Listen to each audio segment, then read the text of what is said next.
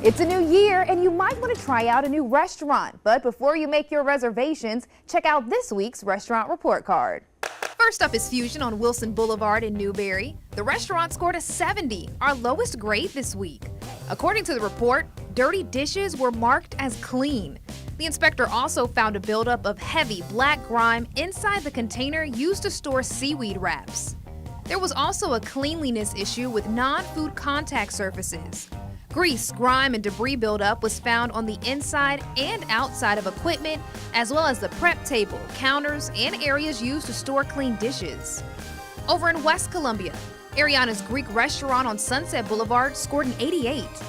Dishes and containers with food residue and debris were stored as clean. The restaurant was also cited because food like raw chicken and raw lamb were not being held at the proper cold temperatures. And speaking of raw meat, you're supposed to wash your hands after you touch it. The inspector says that did not happen, which is another reason the restaurant lost points. Next up, Sweet Magnolias Catering on Main Street in Pillion scored an 88. There was no date marking system in place, which is required to know when food is safe to serve and eat. Because of this, the inspector says they could not accurately tell when it was time to throw food away.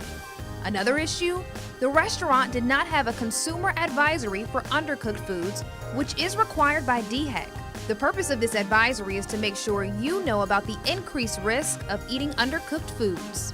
Now on to the Hall of Fame, where we celebrate the local restaurants that scored a 100.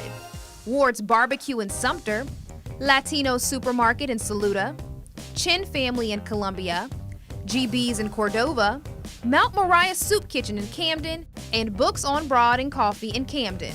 All these spots dished up perfect scores. You can check out all these scores and more. Just head on over to WLTX.com or the News 19 app. For Restaurant Report Card, I'm Whitney Sullivan.